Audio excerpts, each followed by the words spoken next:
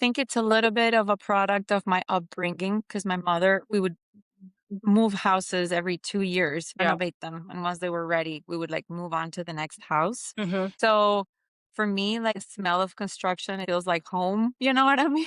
Feel I like I knew got I used to wanted it. to, yeah, I knew I wanted to create. I wanted to be always creative. I actually Hmm. went to school for both architecture and visual arts.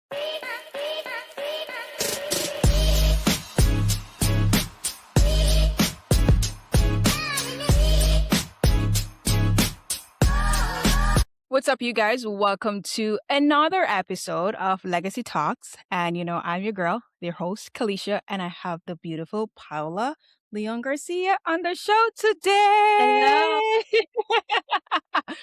Yeah, I'm so happy to have you here. It's just amazing when you find great people with good energy and you hear about all the amazing stuff that they're doing. I'm like, yeah, you need to come on the show and to share a story because there are phenomenal women out there who are doing great things. And this is a perfect way to show how collaboration in the space exists, you guys. Like it truly does.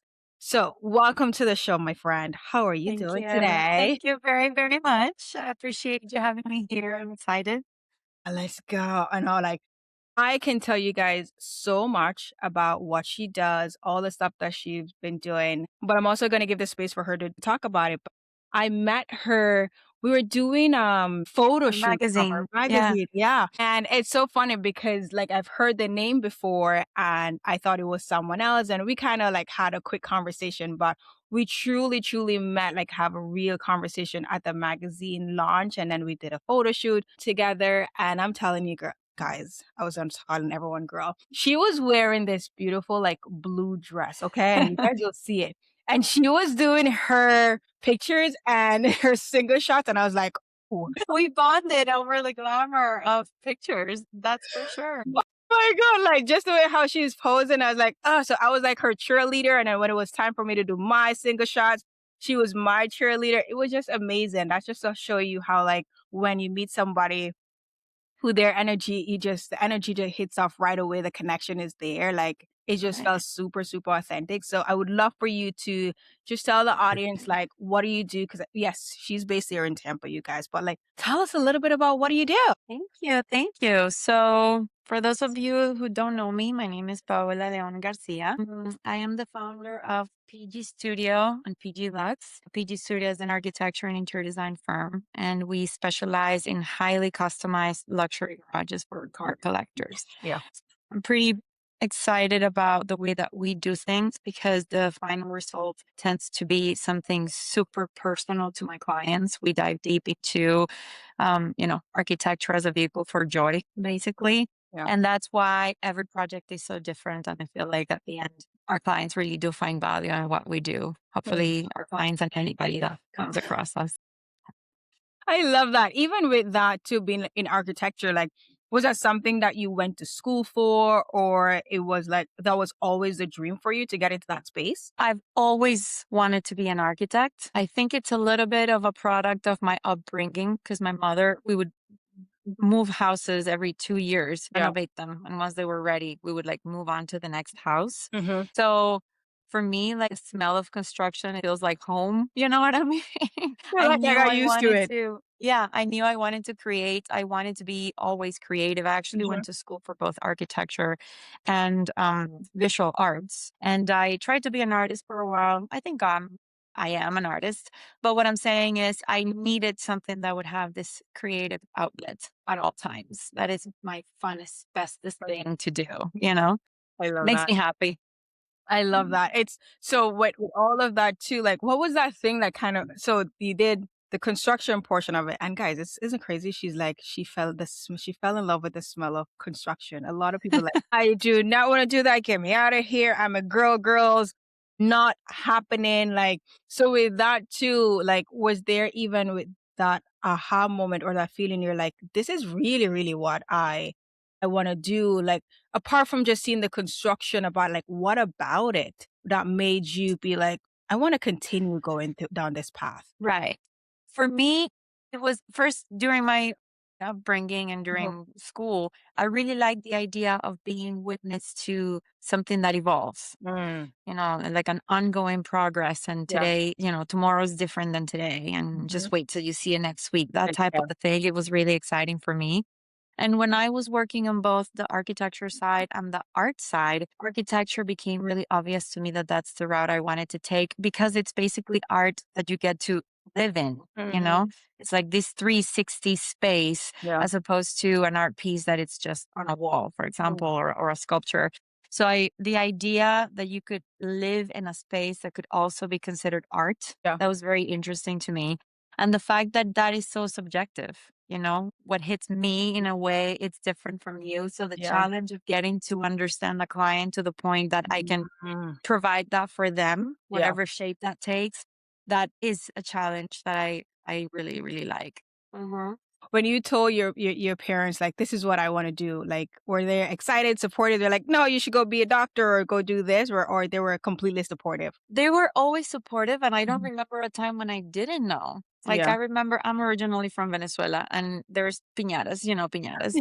I remember specifically all my friends would play with the little toys that were in the piñatas. I would Yeah. create architectural models. Like, I would make After piñatas? houses and, rivers and have the little soldiers like being part of. I always knew this is That where you I wanted. fit. Yeah.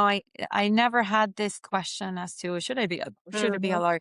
It was very clear, which I'm really thankful for actually, because I know Yeah. that that presented an opportunity for me to be super focused and intentional, About about my it. education and all the decisions that came after. Yeah, no, I think that is so true because for a lot of people, they get to, like growing up, you're like, I want to be a doctor. And then you get to high school or college, I want to do something else. And then you switch out and change career path. But so that's amazing that you Right. were so clear on this is what I wanted to do.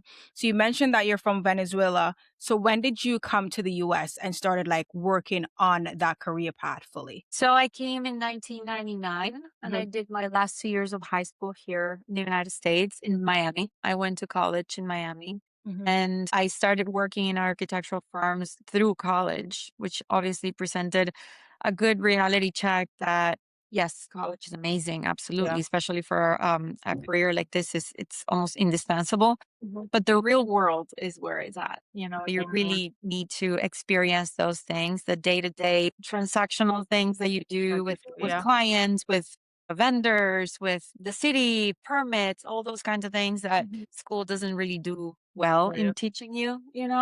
So it became obvious to me that it was definitely the path that I wanted to do. If anything, later on, it became more about like, well, do I want it to be residential? Do I want it to be commercial? Mhm. We did all of that, hospitality, healthcare, all the things. And recently with the garages, it felt like it clicked so well. Yeah. And I decided to almost niche down on it, really double down in the thing that I enjoyed and that I felt that I presented even better value Got it. proposition. And we still do some of those other things, but the garages are really where I think I shine. When you say it clicked, like, what was that thing? Like, where you're like, "Yeah, garage, this is it." Like, what was that thing that made Well, you I think as a business owner, you have to recognize the patterns of the things that work for you, the things that don't. Yeah.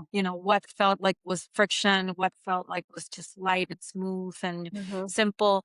There's many things about the garages that I really like. One of them, the fact that people tend to allow themselves to explore more in the garages than in a residential project. Mhm. Because in your residence, you're going to see something every single day. So you're maybe a little bit more scared about going for like, I don't know, a red bathroom or something Yeah. like that. You know what I mean? But in the garages is not your home. If anything, it's the thing that it's a place that you go to away from your home to be that alter ego version of yourself that is Mhm. playful and social. And it's about your toys and your collections and your Yeah. business and your people. So I think that people allowed themselves to be a little bit more Well, of risk takers, yeah, more free. yeah. And it's because it is by definition more playful. It's a space for you to basically have your toys, for a Mhm. lot of these people, that's what it is. And to entertain, they started from a different mind frame. They start with a yes, not with a Yes. no. Yeah. Yeah. That was really important to me. The other thing, to be quite honest with you, because we're keeping it real, Real?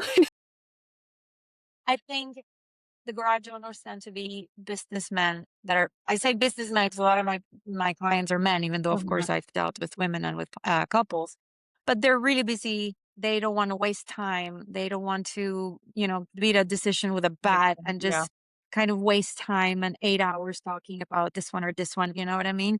I really like the idea that people were more to the point, appreciative of their time and my mhm, time. And I felt like it just moved faster than a yeah, typical residential project, for example. And then last but not least, and really importantly, all these people have their homes, second homes, their businesses, mhm, offices. So starting with them in the garages only created an opportunity to then repeat business with them in their yeah, homes or a new endeavor or a new business office or something. yeah, So it just kept opening doors. So, the moment that we started realizing this pattern, mhm, it just felt appropriate for us to recognize, well, maybe this is where we want to focus. This is yeah. where we feel the happiest and where we deliver the best work. See, and I think that was it was very unique for me when I first met you because everyone who's in that space, it always goes back to doing stuff for residential, commercial. It's always homes, right? Or they're selling it or renting it, whatever it is. So just to hear you really found your niche, it's just amazing because now if someone asks me something like that's outside looking for architecture who's outside of residential and commercial, like I'm automatically gonna think about you because you found a way to stand out in that marketplace, and I think that is also amazing. But to take it a step back a little bit, you mentioned that from Venezuela you came here, finished the last 2 years of high school, right? What was like that transition for you coming in as a teenager in a whole new country, trying to navigate this whole thing, especially knowing like I'm going into architecture, which a lot of times it's male dominated too. Like, what was that Absolutely. transition like for you? Um, I feel like it was scary but exciting at the same time. Yeah. I already had some English going on in there, Mhm. so it didn't take me She that said I long had to some English going. well, I always studied English back Yeah. there. So by the time that I came, it's not like I had to start from Right. zero. Of course, I had to, polish it further. But Yeah. the language portion was not so scary. For me, it was, at that stage when you're 16 years old, your friendships are your everything. You Thing. know what I mean? Mhm. That's probably where it was the hardest for me. Yeah. Also, I went to school in same school forever. So Mhm. it was like forever friendships. But I chose to focus on the opportunity, the American dream, the Mhm. things that are now becoming available to me because of that. And I went deep, all the things in the Yeah. sense that, cheerleading team. And, at You're that like time, I fully remember I involved. was really to Backstreet Boys. So let's Yeah. go to the Backstreet Boy concerts. Like I decided to take advantage of the opportunity and see what was presented to me Yeah. and not what I was losing or missing out on. Mhm. Yeah. Uh, and of course, my family had a lot to do of like keeping this awareness in check. We're Mhm. doing this for our future. Yeah. Let's take advantage of it and let's take it together. Yeah, I like that. And even like I think one of the biggest thing as immigrants, it's so hard. That transition can be very tough. And Yeah. it's amazing that you've had parents who kept reminding you, like, hey, this is why we're here. This is the goal. So don't lose focus. And I think a lot of immigrants' parents are like that as well, because they're like, we're here to chase the American dream. You can't Right. screw up. Nope, we ain't going back home. You're not screwing up. You're gonna have to work Right. 10 times harder and all that stuff. Do you think like you've had any mindset, like the way that you used to think about certain things, whether it's money, career, when you were in Venezuela, and then when you came here, you saw something completely different. Like, how did you have to change that mindset or that thought process from what you've known back then to come in here in America too? I mean, I guess this question from back then when I moved Yeah. was more about adopting a new speed of life. I feel Mhm. like the United States was a lot more pressure and hard work and more traffic and longer Yeah. distances and all the additional things that had to happen. Like I remember my parents coming back home for lunch and Yeah. then going back to the office. My current lifestyle, for example, doesn't really quite allow for that. Sometimes I do, but it's more difficult. Mhm. But I think for me, it was just about really recognizing where my parents came from too. Yeah. And I couldn't help but think if they've gone this far, they were both really accomplished, or they Right. are both really accomplished. And I kept on thinking, if they started where they started and we've gone this far with them in terms of their businesses and then moving into a different country and having a beautiful family and all those kinds of things, just imagine the things that Yeah. are now available to me with the Mhm. resources that I now have, you know? Yeah. And there was a level of responsibility there too, because I wanted to make them proud, you Mhm. know? They've Mhm. done everything they've done with the limited resources that they What they have. have. They're giving all of these opportunities to me. What am I going to do with it? What am I going Yeah. to show for it? You know, Yeah. that was always present, I would say. I love that. I love that. So even with that too, like one, your parents bet on you. They believed in you. When you left high school and trying to go to do like work in different organizations, get the experience, those persons bet on you. What I wanted to ask you is that someone along the way bet on you, whether and even now, either with their money, with their network, or even their reputation. Like how were you able to earn their trust before you even had a track record as well? Right. I think for me, it was about getting them for them to know me, who I Mhm. really am, Yeah. right? As a person, my values, my principles, my consistency, how I deliver work and Work. how I'm Mhm. trustworthy, stuff like that. Sometimes even to a very personal level, letting them into even my family. Yeah. Because for me, it became about, I truly believe how you do anything is how you do everything. Yeah. So if you can get to know someone and you see how they go about their lives and how they Mhm. make decisions and how they commit or show up, that tells a lot Yeah. about that person in other areas of their life. So for me, it was about that, getting across who I was as a person. And Mhm. then also the vision. I've never feared ambition. Sharon, yeah. I've never feared giving that awareness of I want more. I see Mhm. big, think big. Because then at that point, I feel like I actually can think of multiple people throughout my life that this conversation fits. But in Yeah. all of those cases, it was the same thing. It Mhm. was almost like they were embedding on who I was and what I had done, but Mhm. who I was becoming. Yes.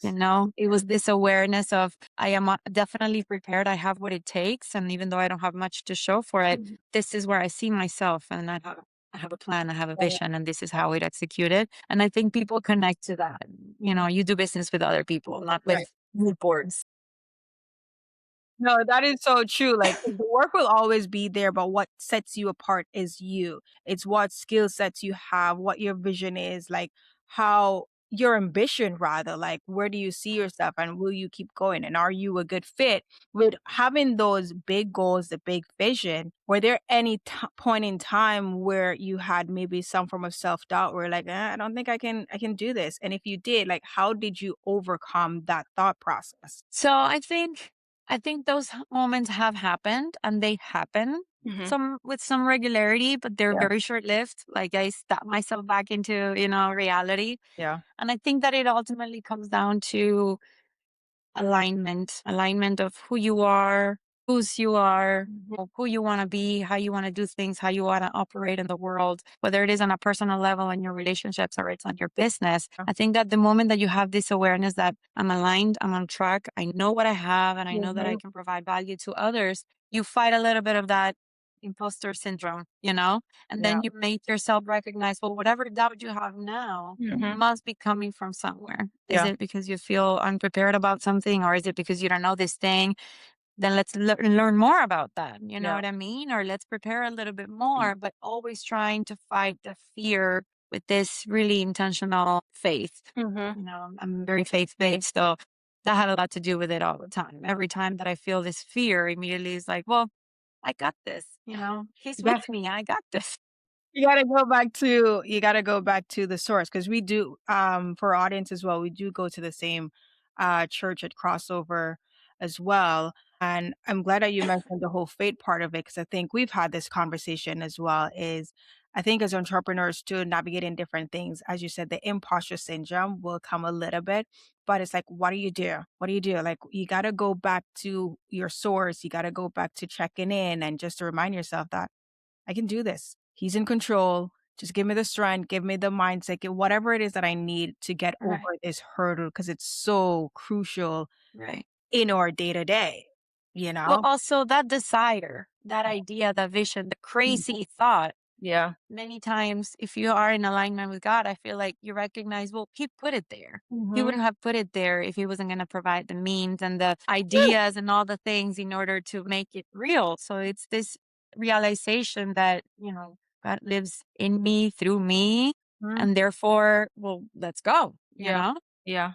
Right. and this happens, I don't want to say every day, Mhm. but it's like a second every once in a while. And it's like, stop it. You Yeah. got this.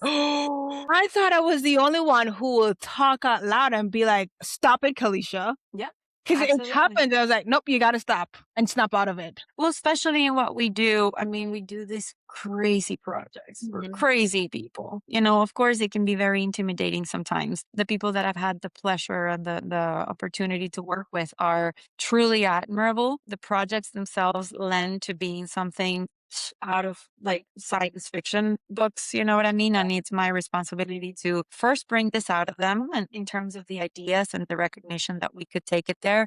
And then the responsibility in terms of budget, like all of those things sometimes is like, am I ready for this? Am I, Mhm. and then you bring yourself, like you said, back to the source and back to the awareness that of course I can. Not only Yeah. am I, but I'm the right person for it. Yeah. So Yeah. let's keep Oh my going. god. This morning, this is completely sidetracked, but, like, this morning, when I woke up, what woke me up was a little hint of worry, and I was like, "Why are you worrying?" Like, I'm sleeping, but I'm not in deep sleep, Right. and it's like, "Why are you worrying? Snap out of it." And then I instantly started singing the song, "I trust in God. I trust in God," and I just kept repeating it, and I'm sleeping, and then I Hmm. had to be like, "Okay, get up and just sit, and don't worry, don't worry, don't worry, don't worry. Why are you worrying?" And I'm just talking it out loud and Right. just saying, "I trust in God." So it's insane that you brought that up, and I was like, "Yeah, that's how I felt this morning." I had to like, Of course. "We gotta snap out of it." Absolutely. We You have need to to keep snap out yourself of in it. check Y often. Yeah, you have to. And I know we spoke to a little bit about the importance of, like, having a coach, a mentor, no Yes. matter what level that we're in, because I think sometimes we focus mainly on having, like, just business related coaches and stuff like that, or just the industry that we're in. Like, talk to us about what does that look like for you as it relates to having a mentor, coach, and like how do you keep improving yourself and just having someone to keep you accountable as well? Right. So I would have to say it all started with my husband Mhm. because he's very into this, very, very hungry for growth and evolution and all those kinds of things. I have to say at the beginning of our relationship, I was probably the more fearful one. And I saw him always devouring books and taking seminars and going to all these things. And I definitely leaned into it and I started doing it myself. And it became very obvious to me that the worst that could happen in engaging into something like that is that you learn something and you Yeah. grow and you know someone that maybe is aligned in the way that you think because they go to the same things. Mhm. So I really made it a point, we together, we made it a point to always have an element of that. If you stop growing, you start dying type of Yeah. mentality. Mhm. So that we always have that. And I've had different coaches in my life. Many times they're more business related. Where I feel the most comfortable is where there's a balance about like business and personal life. There's so many aspects of yourself, as a mom, with your kids, with your friends, with your family, with your house, with your body, with your, Mhm. financial situation, with your faith, or Yes. spiritual situation, all those kinds of things. I quickly realized that I was going to a lot of these that was all about business, business. And Mhm. what is it worth if you're Yes. not happy, if you Yeah. don't feel joy, Mhm. if you don't love your body, you don't love your husband, you don't love the way that you're being present for your children. So I chose to always keep that element of, again, keeping yourself in check in all these areas of your life. Yeah. The way my coach calls it is the 9 environments of you. So recognize What is it called? 9 environments of you. So, physical body is an environment, your Moment. physical, the place of work and your home is an environment, your spirituality, your network, your friends, all those environments are Mhm. ultimately together what Yeah. forms you. And many times you realize you're excellent at some and really, really bad at others, right? And then it's important to recognize, well, how do I improve that? What do Mhm. I need to do? What habit do I need to take or what habit do I need to drop in order to allow for that to be the best version of yourself? And many times what I found is you start learning how would they talk to you about a problem, right? What Yeah. question would they answer That with? you And then you Mhm. start asking yourself those questions. But also, sometimes you get stuck in your own Mhm. problems. And sure enough, you talk about it with a coach, and many times they don't even say anything. Just they just ask questions. And sure enough, you Yeah. answer to yourself what you always needed to know, Mhm. which you knew. You just needed that like brutal clarity and Mhm. awareness and retrospect to recognize that within yourself. Yeah. And that's important to be that way because it's not like someone planted an idea on you. It's like the idea came from yourself. You did Mhm. it with conviction. You already knew. And that helps a lot with the whole idea of I can do this, right? Mhm. Because it's not like someone's telling me what to do. Yeah. They're just guiding the questions and the awareness so that I come up with the answers of what I should do, what feels true to me Yeah. in any specific situation. And not So even I just talk a answering lot out about that. loud too. Huh? Just talking Yeah. it out just help. Right. Many times there's a problem that keeps you up at night. And then sure enough, you talk about it with someone and you hear yourself as if you were this third person. Yeah. And then you answer to yourself because it sounds stupid. You know what I mean? So yes, talking it out sometimes detangles the knot in a Yeah. way, you know? And you're Sometimes like, you "Mm." hear yourself and you catch yourself saying something that like I wouldn't want my daughter saying. So then it's like, well, what would I tell if it was my daughter telling me this, you know? See, that's a good way to even look at it too, and I'm glad you brought up your daughter too. With what you are building, right? What are you trying to build? Like, what legacy are you trying to leave behind with your family, or what example are you trying to demonstrate to your kids as well, so they can remember, like, my mom did XYZ? Sure. That's a really good question. I mean, I think obviously it's about my kids most importantly, but I think big. So I think it's about my kids and my Love it. team and my clients and everybody. If there's anything that I would want to leave behind is the idea that you don't need permission, you Mm, know, that you can go for it in whatever really feels true to yourself. You need to be in alignment with what feels true to you. Some people can be very successful doing stuff that don't feel that come natural to them.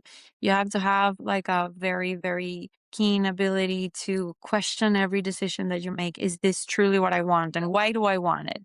Where did the idea come from? So I want them, particularly my kids, to be able to say, well, I want to live life by design. You mm, know, people may not understand, they might not share, they might not agree, they might not support, but this feels true. So I yeah, don't need to ask for permission.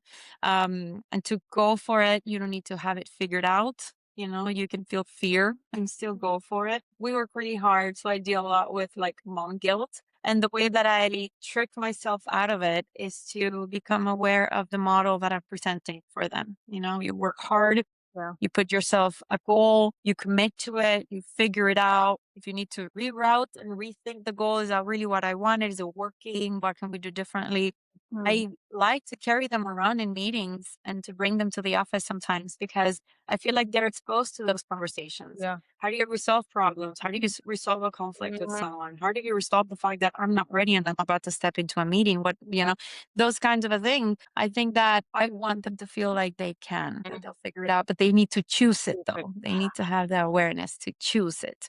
So Yeah. that is that empowerment. I think it's the one thing I would want them to take with them.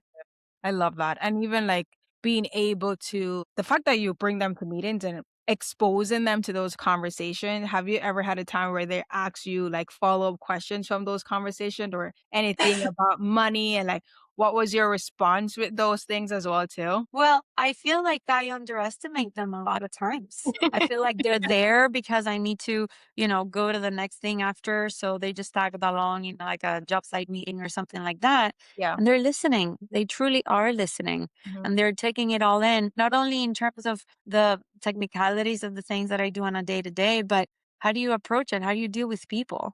I Yeah. feel like whatever they do in life, I'm not saying that they're going to end up doing anything that I do, not architecture or whatever, but how you address a problem with someone. Mhm. Many times, the way in which you address it is as important as the solution that you're presenting, the Yeah. delivery, how you connect with them, how Mhm. do you prioritize one thing versus the other, even if it's for your own benefit, to be honest with you, even if it's to not shut them down into thinking that you're manipulating the situation, even though you might be a little bit, just because you're aware of like cause and effect. If I Yes. say this way, it might just trigger a whole bunch of issues. Whereas if I remain constant and calm and Yeah. collected, then you Yeah. can guide the situation into a place that you want to, where you want it to go. I think that is a hard lesson to learn. And I think that we all learn it only after Mhm. it goes badly so Yes. many times that you're like, okay, this isn't working. So Yeah. hopefully exposing them to those things is going to make them more prepared when they do True. have to, act on it too, Yeah. Yeah, because a lot of those things too, I think with not even when I say they're like kids these days, we assume that they should figure things out on their own, but it's really true when what is the word? Oh my god. They have this phrase when I was growing up, monkey see, monkey do. So the way Right. how they see how you deal with people, how you being respectful, and they need to know what does that look like? What does it Right. look like to lead? And I think as you said, you try to demonstrate that in the best way possible, and they're seeing it. And that's how they're Yes. gonna be a better individual with whatever role is it that they decide to or path they decide to go on. So that's amazing too. So one thing as well is that not even we, I don't say this, the whole world, we like to glamorize celebration. Like they talk about the highlight reel. We all do it. We Mhm. love to post our wins. Like, duh, Right. it's an accomplishment. Of Celebrate it. You course. work hard for it. I'm a big fan in talking about the journey getting there or a moment where it was a pain point or a loss, whether that's a relationship, a belief, or even like a version of yourself. Like Yeah. what is that? What's one thing that you haven't talked about publicly, but it was the price you had to pay in building your company? It definitely was losing people along the way. Mm, I feel like there's so many times in my life where the person that I was becoming or that I wanted to become did not align with people that were really, really close to me. mhm. So far from feeling support, straight up, they would just sabotage it, like, go against it. Mhm. And if thankfully I can say now that element of addiction, I know that this is what I want. I know that this is right. I'm not Yeah. hurting anybody. This is staying true to myself. Sometimes I had to create boundaries with a lot of people that were really, really close. And some people, it's not like I created boundaries. Many times people were not growing like I was growing. Mhm. So I don't want to say that they were we Yeah. left behind, but we were just not in the same path. And it was very painful. Sometimes I think of friends that I thought would have been there always, and they're not there as much as I would want them to. Sometimes it's family, but that's okay. I think that the very hard way I learned not everybody's supposed to come along with you for the ride. Oh my You know God. what I Yes. mean? Yes. Yes. And it's painful. I'm not going to say that it's not, but Mhm. I made peace with it. And I think that that's okay. Some people are there in phases and sometimes they come back. But like I said, life is not one size fits all. So why would my life choices align with everybody else Right. around me? It's okay to let them be and then you do your thing and you keep Yeah. going, you know? Yeah, and it can be painful, but it's a part I think I'm a strong believer in you have people who serve a season or a chapter of your life. And Absolutely. when you lose them, it can be so painful, but that's okay. They serve their purpose, and most times you never see them again. Mhm. Ever. Even if you're in the same city, don't run the same circles, you just never see they've just completed in their chapter, which and I Right. like how you view that as well because that is rare. That is, like, so rare. Some people just wanna hold on to it and be like, "Yeah, no, I want them in my life forever." Like, I don't Right. want any pain, but you learn a lot from the pain and the tough times too. Well, I think that if, like, going back to alignment, if you Mhm. recognize that there are things that are important to you, that you're about, that you want to pursue, and if anything, that would make it even harder, you would have to be explaining yourself all the All the time. time. I believe in being almost unapologetic. I mean, Yeah. this is what I want for my life. I want to carve out my path. And if I want to come along, great. In a positive way, awesome. But Yeah. if it's going to be in a negative way, then maybe you're not invited. You know what I mean? And that's okay. I think that this was a I don't know, a gift that I evolved by having to go through that and then remaining kind about it, not be bitter.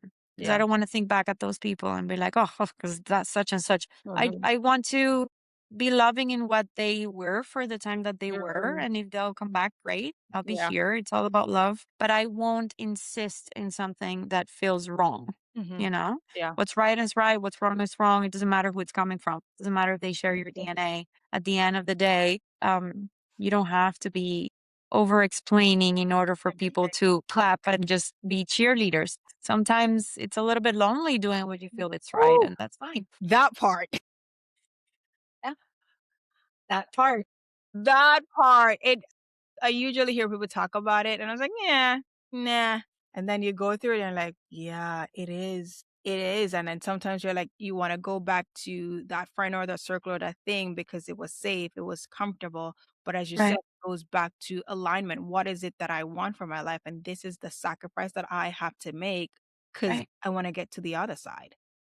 Well, also, there's so much that relies on it. And it goes about your family, it goes Yeah. about your friends, it goes about your team. So many times I've been in a comfort zone with, I don't know, an employee or something like that. And then the idea of having to replace them and having to train someone new and all the things is like, it's fine, we'll make do. I'll Yeah. ignore it.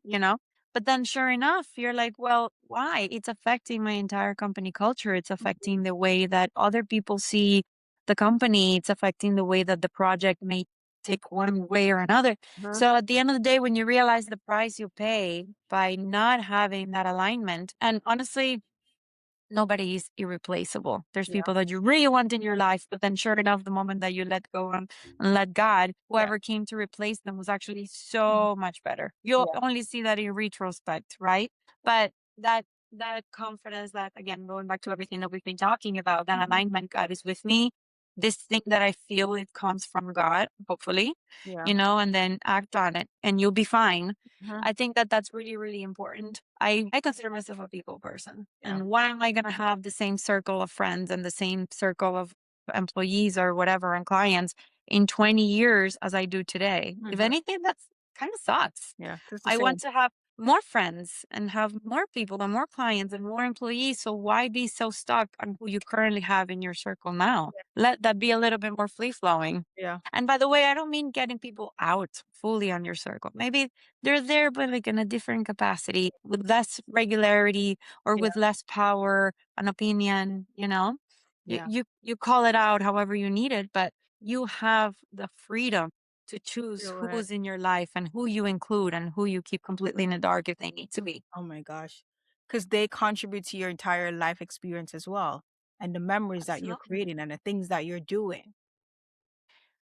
Well, it's also mindset too. For Mhm. me, that's really, really big. Yeah. Like if I show up to someone and I'm telling them about something great that happened today and I'm nervous about this and it's going to be a challenge, da da da, and they only focusing on that. Ooh, that's Mhm. going to be hard. But what if they do this? And what if that happens? And what if this goes wrong? I mean, I'm not saying that those are things to consider, but the idea that you have a team of people that build you up and Yeah. that call awareness to the things that you should be calling out, but not from a place of fear, Mhm. just awareness, calculated risks, First. those kinds of things. That's important. But I feel like we can all relate to the fact that sometimes it's a family member or a friend or a team member that after you meet with them, you're just like down. Like Yes. they drained you from this They suck energy and you everything walked out of in you. there like you could conquer the world and then you leave and it's like, what just happened? The vibe is so different now. What's off? And sometimes it's their mindsets. And Mhm. that's why Yeah. there's people that I am fully open with because I feel safe that Yeah. they'll understand me, they'll see me and they'll be able to contribute in a way that I think is aligned. Yeah. And then some other people, it's okay if they don't know as much because Mhm. I feel like they are not going to understand that. I don't want to have to explain themselves. They haven't changed so far. It's so Mhm. pretentious for me to think that I'm going to change them in a 20-minute conversation. So just let them be and just, it's fine. Be in the dark. Congratulate me when you see me doing it? You mentioned that too, the whole thing with setting an example for the team because you're leading a team as well. Like, actually, before I go into the question, how many persons are your employees do you have? Right now we have 7. Okay. So I consider myself in PG Studio. PG Lux is bigger. That's a exotic car rental company, which we haven't talked about. But we are a very small boutique Eco firm. It's firm. more about quality than quantity. One 100% agree. How do you separate, like, because you talk about the mindset and showing up for you. When it comes on to leading your team, how do you switch different hats in showing up like as a leader and then a management? Because being a leader and a manager is completely different as well. But Right. when you feel maybe unclear or like, as you said, the whole mindset thing in terms of you're worrying about like, what if this client says this? What if they don't do this? And how do you have those conversations in front of the team? Do you like, you got this and then go in a room and scream and be like, ugh, like how do you? I try to not put them in a spot where they feel embarrassed. So I Mhm. don't do it as a team unless it applies to multiple people. And then it Okay. feels like I'm addressing the team, not this one person that I'm singling out, you know? But I think that I many times become a little bit of my coach, you Mhm. know, in the sense of, well, it happens all the time. I want them to grow with me. I want Yeah. them to be the best version of themselves. So Mhm. if I see that they are coming from a place of fear or uncertainty and all those kinds of things, many times it's like, be strong in who you are and what you want from Yeah. them. Not be mean, you still be kind, but you get what you want. It happens a lot with, particularly with like interns. Mhm. They're like, oh, I called, but they didn't answer, and I don't want to call them again because then they're gonna think, I'm no, annoyed. you Yeah. call and you're kind, but you demand, I need to know. What's the worst that can happen? They don't pick up or they call you back the next day. You don't lose anything. But I think it's life lessons. I tell them all the time, whether you stay with us or you go on to another company or when you go on to another company, talking about legacy. What outcome do you want out of this project, out of this life, out of this conversation, out of this email? Define that for yourself, Mhm. then lead strongly into that, and then it's likely that you'll attract what you Yeah. wanted, in the first place. But if you're not clear about that, and if you're coming from a place of, oh, they're going to say no, well, that's likely going to be Yeah. true if that's how you started the conversation, you You're know? expecting it and you're putting it out there too. Exactly. Absolutely. And I feel people can Yeah. tell. Yeah. When you walk into a place and you feel like you're selling them something that you yourself haven't really quite bought, they're going to pick up on it. So it's basically impossible to get what you Mhm. want unless you know that it's right, that it's the Yeah. right thing to do. You're not hurting anybody. You're adding value. This is what you have to be doing. If it comes from there, there's no reason it should go sideways. And Mhm. if it does, then we'll reroute, but at least you try. You You do tried, what yeah. feels right. Yeah. And I like how you do that too with the like how you motivate the staff, like your staff. I think one of the things that I've been learning since I've had employees is I have to be like, okay, you're not dealing with a human being. It's just not you anymore. You have to also be mindful of their feelings, be respectful, and you learn so much about yourself as an individual, how you communicate, how you say things, Right. how you problem solve. And sometimes it can be nerve-wracking to have tough conversations with your employees too, because you're like, I don't want to be disrespectful. I don't want to, not even disrespectful. I don't want it to come off the wrong way or Right. don't get what I'm trying to say. And then, so I think we as individual, as CEOs, we learn so much about ourselves when we're leading Right. a team as well. And no one is perfect. And we are always learning, whether the team, you have a small team, a big team, and as you grow as well. So I love that you're like, I Sure. pull them aside. And I don't try to embarrass anyone too, but you also take the time to work on yourself and you become your coach. Exactly. You become Well, your I, coach. I had a, I can remember one time I heard, this idea of throwing soft bricks, Mhm. right? What do you mean by a soft Yeah, I brick? was about to ask, like, what do you mean? Well, it's going to land hard and Mhm. it needs to land hard because you need to create the awareness of this thing that you're doing wrong or it could be better, Yeah. right? But it's called soft breaks because they land softly because they come from a place of love Mhm. and you're talking about it in a way that only shows love. Yeah. So don't be offended. I think you need to know this. I'm telling you because I care about you. Mhm. But this thing that happened was not ideal. Yeah. Such and such, could have been avoided or this thing would have been better. So even if it felt hard like a brick, hopefully it was a soft brick. You know what I mean? Because there's an element there of it's coming from a place of not talking down at you or Mhm. like I said, trying to humiliate you or anything like that. It comes from, I want you to be better. I Yeah. want you to learn this for you, not Mhm. for me, for you.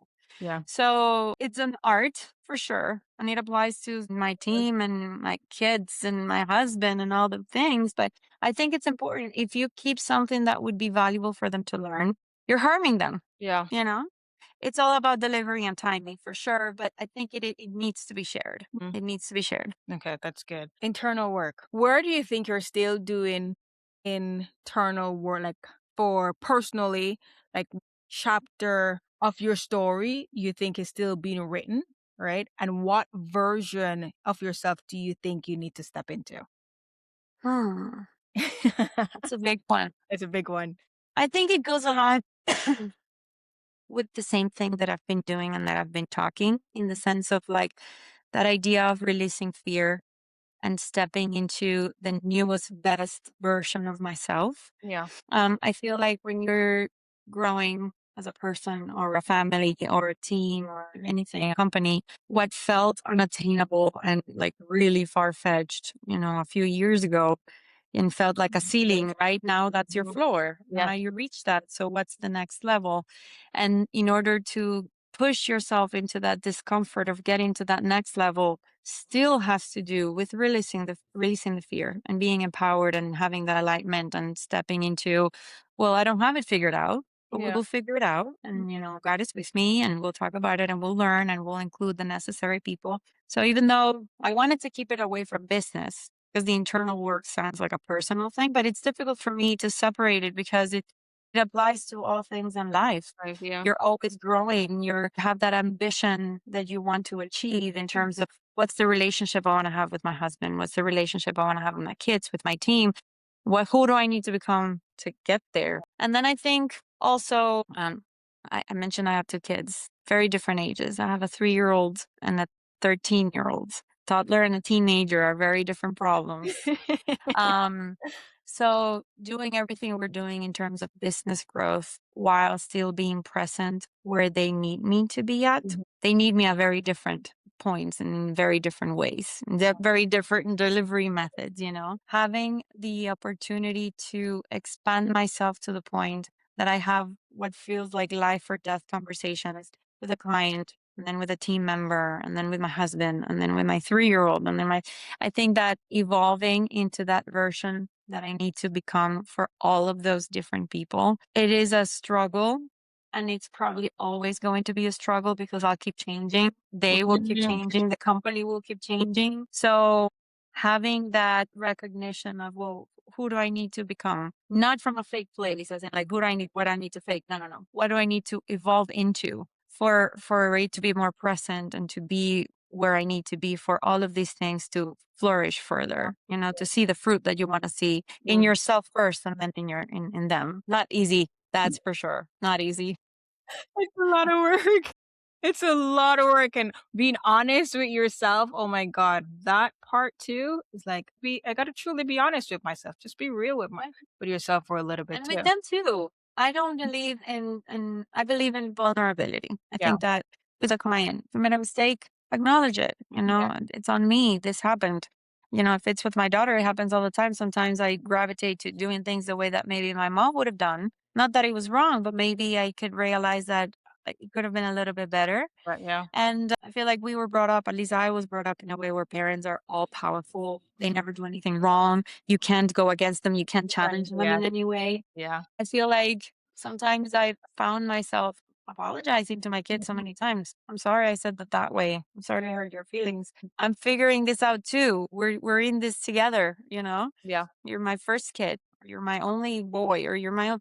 I don't really know what I'm doing. I'm trying to do a good job. And I think that they stop countering so much because Mhm. you're not presenting yourself as you don't know and I know, Yeah. it's very much like we're in this together, buddy. Mhm. We're gonna figure it out. I'm sorry if it hurt your feelings, but this is what I wanted and this is Yeah. what should be. And they understand. I think Yeah. they should understand also to be vulnerable like that too, and to forgive You. and to Yeah. make people aware this is where I need help. I need Yeah. your help in this. It's a daily effort, I think, I love that. to remain nimble like that. But I think you're also breaking a generation, a pattern. You're breaking that Hmm. part. You're so aware of, oh, that's something my mom used to do. As you said, it's not that it's bad, but I also don't want to continue this trend. I want to break Hmm. that cycle, and this is going to be my version of things. So even when they get older and they have kids, they're like, oh, this is how Right. my mom handles stuff. And they're going to add their way of doing things as well. But you're not keeping, you're breaking the pattern of parents are always right, kids are always wrong. So I love that you mentioned that as well, Yeah. because people talk about breaking cycles, but they don't realize sometimes it's the simplest things that you keep doing over and over. That's how you break the cycles, but you're so aware of it. One question that I personally want to ask is like for the person who's like, they're hearing this conversation today and they're like, okay, she sounds like me. We're from the same background. She looks like me, but they don't believe that it is possible for them, or they just don't believe in themselves. Like, what would you say to them? what word of encouragement would you give to them? I would say, well, you don't need permission. Like I've said before, that's a very strong one for me. If you feel it and you believe it and you're aligned with that, that's what matters. You Yeah. and God, you know? You don't need it all figured out. There's a Mhm. lot of ways you have no idea how it's going to happen. Where is the money going to come from? Who's going to step in? That's fine, but you keep going. You take Yeah. the necessary steps little by little. You eat the elephant one bite at a time. One. You know, you're honest with yourself and you move in that direction. I feel like the moment that you start working towards your dreams, they'd also start working towards you.